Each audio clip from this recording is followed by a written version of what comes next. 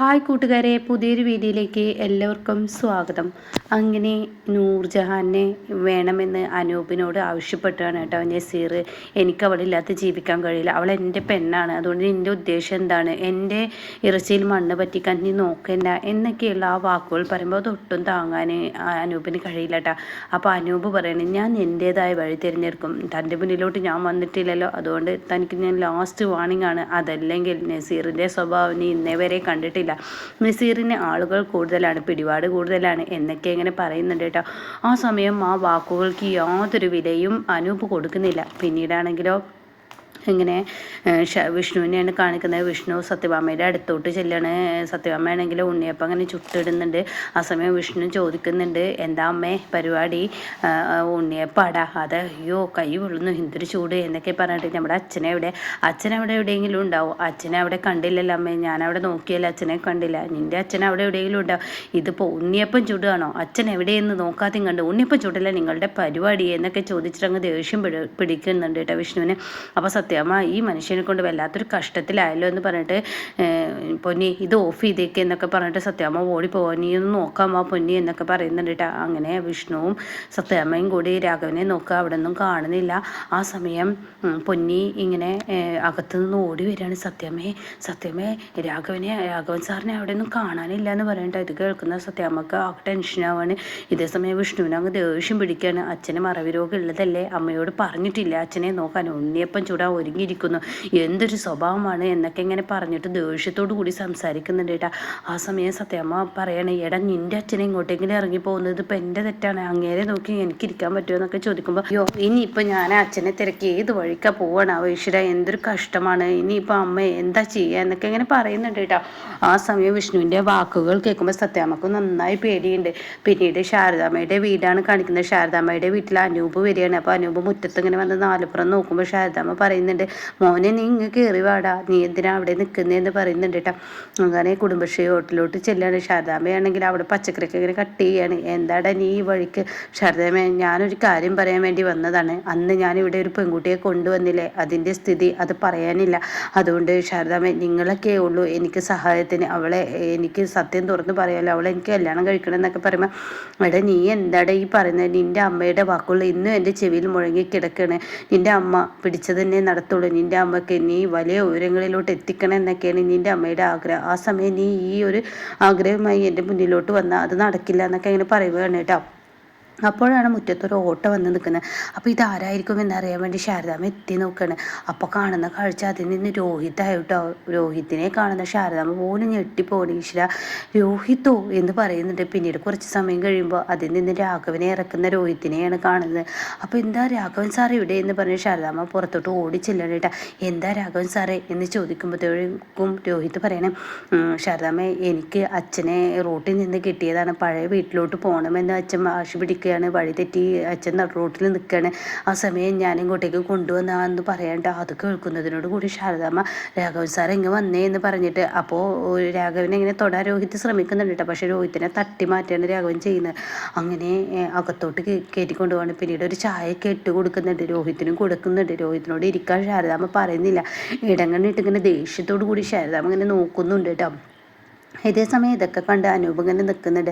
അപ്പോൾ ശാരദാമ്മ ചോദിക്കുകയാണ്, എന്താ രാഘവൻ സാറേ എങ്ങോട്ടെന്ന് കരുതിയിട്ടാണ് ഇറങ്ങിയിരിക്കുന്നത് എന്നൊക്കെ ഇങ്ങനെ ചോദിക്കുമ്പോൾ, ഞാൻ എൻ്റെ പഴയ വീട്ടിലോട്ട് പോയതാണ്, ആ സമയമാണ് ഇങ്ങനെയൊക്കെ എന്നൊക്കെ ഇങ്ങനെ പറയാനായിട്ടാ.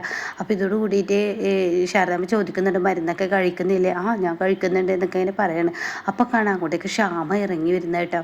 അപ്പോൾ ശ്യാമയെ കാണുന്ന ശാരദാമ്മ ഒന്ന് ഞെട്ടി നിൽക്കുന്നുണ്ട്. പിന്നീടാണെങ്കിൽ വിഷ്ണുവും ശാലിനിയും കൂടിയിട്ട് അവരുടെ പഴയ വീട്ടിലോട്ട് പോയിരിക്കുകയാണ്. അപ്പോൾ അവിടെ അച്ഛ എന്ന് പറഞ്ഞ് നിലവിളിച്ച് നാല് പുറം നടക്കുന്നുണ്ടെങ്കിൽ അവിടെ തൻ്റെ അച്ഛനില്ല. അത് കാണുന്നതിനോട് കൂടി വിഷ്ണു ഇനി എന്ത് ചെയ്യും എന്നുള്ള ആ തലചൊറിച്ചിലോട് കൂടി നിൽക്കണം കേട്ടോ. ഇതേസമയം വിഷ്ണു കേട്ടോ സമാധാനപ്പെടുന്ന ശാലിനി പറയുന്നുണ്ട് കേട്ടോ. പക്ഷേ അതിന് മുന്നേ ആയിട്ട് വിഷ്ണു ശാലിനിക്ക് വിളിക്കുന്നുണ്ട്. സത്യാമ്മയുടെ മുന്നിൽ വെച്ചാണ് ഇങ്ങനെ, ശാലിനി ഞാൻ ഇനി എന്താ ചെയ്യുക, അച്ഛനെ കാണാനില്ല, അച്ഛൻ ഇവിടെ നിന്ന് ഇറങ്ങിപ്പോയിരിക്കുന്നു, ഞാൻ എങ്ങോട്ടാണ് ഇനി വിടേണ്ടത് എന്നൊക്കെ ചോദിക്കുമ്പോൾ ശാലിനി പറയുന്നുണ്ട്, വിഷ്ണുട്ട ടെൻഷൻ ആവല്ലേ, പഴയ വീട്ടിലോട്ടാണ് അച്ഛൻ പോയതെങ്കിൽ നമുക്ക് അങ്ങോട്ടേക്ക് പോയി പോയി നോക്കാം എന്നൊക്കെ ഇങ്ങനെ വിഷ്ണു പറയുന്നുണ്ട് കേട്ടോ. വിഷ്ണുവിനോട് ശാലിനി പറയുന്നുണ്ട്. അതിനുശേഷമാണ് ഈ ഒരു സീന് വരുന്നത് കേട്ടോ. പിന്നീടാണെങ്കിലോ അനൂപ് അവിടെ നിൽക്കുന്നുണ്ട്. അപ്പോൾ അനൂപ് ഇവരെ കാണുമ്പോൾ ക്ഷാമ വന്നല്ലോ. അപ്പോൾ അനൂപ് പെട്ടെന്ന് അവിടെ നിന്ന് ഇറങ്ങാൻ നോക്കുകയാണ്. അപ്പോൾ കുഞ്ഞുങ്ങളാണെങ്കിലോ പപ്പിയും സത്യയും അച്ചാച്ചനെ കണ്ട ആ സന്തോഷിച്ചില്ല. ഹായ് അച്ചാച്ചൻ വന്നിരിക്കുന്നു എന്ന് പറഞ്ഞിട്ട് അവർ അങ്ങോട്ടേക്ക് ഓടിച്ചില്ലുന്നുണ്ട് കേട്ടോ. ഇതേ സമയം ശ്യാമ രോഹിത്തിനെ ഇങ്ങനെ തുറിച്ച് നോക്കുന്നുണ്ട്. പക്ഷേ അങ്ങോട്ട് മിണ്ടാൻ പോകുന്നില്ല. രോഹിത്ത് വേണമെങ്കിൽ ഇങ്ങോട്ട് മിണ്ടട്ടെ എന്നുള്ള ആ ഒരു മനോഭാവം തന്നെയാണ് കേട്ടോ ശ്യാമയ്ക്ക്. അപ്പോൾ അനൂപാണെങ്കിലോ ശാരദാമ്മ ഞാൻ ഇറങ്ങട്ടെ എന്ന് പറയുമ്പോൾ ശാരദാമ്മ പറയുന്നുണ്ട് അനൂപ നീ തൽക്കാലം പോയിക്കോ, എന്നോട് ഇനി നിൻ്റെ ഈ പരിഭവം വന്ന് പറഞ്ഞിട്ട് കാര്യമില്ല, നിൻ്റെ കുഞ്ഞേച്ചിയോട് ചെന്ന് പറ. ശാലിനിയുള്ളപ്പോൾ വന്നു കഴിഞ്ഞാൽ തീർച്ചയായും നിൻ്റെ പ്രശ്നത്തിന് പരിഹാരം അവൾക്ക് തന്നെ കണ്ടെത്താൻ കഴിയുള്ളൂ, എനിക്കൊന്നും കഴിയില്ല, നീ തൽക്കാലം നിൻ്റെ കുഞ്ഞേച്ചിയോട് ചെന്ന് പറ എന്നൊക്കെ ഇങ്ങനെ പറയുന്നുണ്ട് കേട്ടോ. അപ്പോൾ അത് കേൾക്കുമ്പോൾ ഒരുപാട് സമാധാനമാവുകയാണ് അനൂപിന്. പിന്നീടാണെങ്കിലോ ശാരദാമ്മ അങ്ങനെ കുഞ്ഞുങ്ങളുടെ അടുത്തോട്ട് പോവുകയാണ്. അപ്പോഴും ക്ഷാമ മുറ്റത്ത് തന്നെ നിൽക്കണേ. അപ്പോൾ കുഞ്ഞുങ്ങൾ ഹായ് അച്ചച്ച എപ്പോഴാണ് വന്നത്, അച്ചച്ച മക്കളെ കാത്തു നിന്നതാണ്, അപ്പോൾ അച്ചച്ചന് സുഖമല്ലേ എന്നൊക്കെ ചോദിക്കാനായിട്ട്. അപ്പോൾ ശാരദാമ്മ വന്നിട്ട് പറയാം മക്കളെ അച്ചാച്ചനോട് പിന്നെ വിശേഷങ്ങൾ പറയാം, അച്ചാച്ചൻ എന്തായാലും ഇവിടെ കുറേ നേരം ഉണ്ടാവും, മക്കളിപ്പോൾ തൽക്കാലം എൻ്റെ കൂടെ വാ എന്ന് പറയുമ്പോൾ അച്ചച്ചൻ പോവോ എന്നൊക്കെ ചോദിക്കുമ്പോൾ അച്ഛൻ പറയുന്നുണ്ട് കേട്ടോ. രാഘവൻ പറയുന്നുണ്ട് ഇല്ല മക്കളെ നിങ്ങൾ കുളിച്ചിട്ട് വാ എന്ന് പറഞ്ഞിട്ട് പറഞ്ഞു വിടുന്നുണ്ട് കേട്ടോ. പിന്നീട് അവരെയും കൊണ്ട് ഇങ്ങനെ പോകുമ്പോൾ ശാരദാമ്മ പറയണം നീ എന്തിനടി മുറ്റത്ത് തന്നെ നിൽക്കുന്നത്, നീ അകത്തോട്ട് കയറിച്ചല്ലടി എന്നിട്ട് അവിടെ സംസാരിക്കുമെന്ന് പറയണം. അപ്പോൾ ശ്യാമ ഒന്നും മിണ്ടാതെ നേരെ രോഹിത്തിനെ ഇങ്ങനെ നോക്കിയിട്ട് രാഘവൻ്റെ അടുത്തോട്ട് ചെല്ലാണ് കേട്ടോ. അപ്പോൾ രാഘവനോട് ശ്യാമ ചോദിക്കുകയാണ് അച്ഛൻ എന്താ ഈ വഴിക്ക്, അത് പിന്നെ എന്നൊക്കെ പറഞ്ഞിട്ട് അല്ല ഇപ്പം മരുന്നൊക്കെ കഴിക്കാറുണ്ട്, ഇപ്പോൾ കുഴപ്പമൊന്നുമില്ലല്ലോ. അപ്പോൾ രാഘവൻ പറയുന്നുണ്ട് ചില സമയങ്ങളിൽ എൻ്റെ ഓർമ്മ നഷ്ടപ്പെടുന്നു, എന്താ സംഭവിക്കുന്നത് എനിക്ക് തന്നെ അറിയില്ല, അതുകൊണ്ട് മരുന്നൊക്കെ കഴിക്കുന്നുണ്ട് എന്ന് പറയുന്നുണ്ട് കേട്ടോ. അപ്പോഴൊക്കെ രോഹിത് ഇങ്ങനെ ശ്യാമയോ ഇങ്ങനെ നോക്കുകയാണ്, കുറ്റബോധം കൊണ്ട് ശ്യാമയെ ഇങ്ങനെ നോക്കുന്നുണ്ട്. ആ സമയം ശ്യാമയാണെങ്കിൽ മൈൻഡ് ചെയ്യുന്നില്ല. ഇതേ സമയം മോളുടെ വിവരെന്താ എന്ന് രാഘവൻ പറഞ്ഞോടെ തന്നെ ക്ഷമ പറയണേ എനിക്ക് കുഴപ്പമൊന്നുമില്ല, പാവപ്പെട്ടവർക്കും ജീവിക്കണ്ടേ, അവഗണന ആട്ടലും തുപ്പലും ഒക്കെ കേൾക്കുമ്പോൾ ആരുമില്ലാത്തവർക്കും അച്ഛാ ജീവിക്കണ്ടേ, അതാണ് ഞാൻ ചെയ്യുന്നത് എന്നിങ്ങനെ പറയുമ്പോഴും രോഹിത്തിനെ നോക്കിയിട്ടാണ് കേട്ടോ ക്ഷമ പറയുന്നത്. അപ്പോൾ ഈ വാക്കുകൾ കേൾക്കുമ്പോൾ രോഹിത്തിനെ അത് തന്നെ നോക്കി തന്നെയാണ് പറഞ്ഞതെന്ന് രോഹിത്തിന് മനസ്സിലാവുന്നുണ്ട് കേട്ടോ. അങ്ങനെ ഇങ്ങനെ രാഘവനെ അടച്ചില്ല ആ സമയം ഇങ്ങനെ ഒരു ഓർമ്മ നഷ്ടപ്പെട്ട ആ ഒരു ഇതാണ് കിട്ടുന്നത്. ഇതിനിടക്കാണെങ്കിലോ വിഷ്ണുവിനെ സത്യാമ്മ വിളിച്ചിരിക്കുകയാണ്. എന്തായിടാ നിൻ്റെ അച്ഛൻ, എവിടെയാടാ നിൻ്റെ അച്ഛനെ കണ്ടോ എന്ന് ചോദിക്കുമ്പോൾ ഉടൻ തന്നെ ശാലിനി പറയുന്നുണ്ട് കണ്ടു എന്ന് പറഞ്ഞേക്കുന്നത്. വിഷ്ണു പറയാണ് ആ അച്ഛനെ കിട്ടി, ഹാവു എൻ്റെ നെടുവീർപ്പ് ഇപ്പോഴാണ് വിട്ടത്, നിൻ്റെ അച്ഛനെ നോക്കാൻ ഇനി ആരെങ്കിലും ഒന്ന് കൊണ്ടുവന്നേക്ക്, ഇതിപ്പോൾ അങ്ങനെ പല സമയങ്ങളിൽ ഇറങ്ങി പോകുമ്പോൾ ഞാൻ എന്താ ചെയ്യുക, എന്നെക്കൊണ്ടൊന്നും പറ്റത്തില്ല, നീ നിൻ്റെ അച്ഛനെ നോക്കാൻ ഒരാളെ കൊണ്ടുപോവാ എന്നിങ്ങനെ വിഷ്ണുവിനോട് സത്യാമ്മ പറയുന്നുണ്ട് കേട്ടോ. പിന്നീടാണെങ്കിലും ക്ഷാമ രോഹിത്തിനോട് മിണ്ടാതെ രാഘവൻ്റെ മുന്നിൽ നിന്ന് ഇറങ്ങിപ്പോവാണ്.